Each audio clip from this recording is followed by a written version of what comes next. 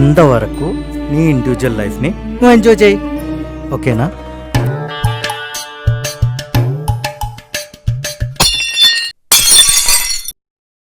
ఇద్దరికిద్దరు సరిపోయారు. నా మాటకు అసలు వాల్యూయే లేకుండా పోయింది. ఈ సంబంధాన్ని కూడా చెడగొట్టుకొని వచ్చింది.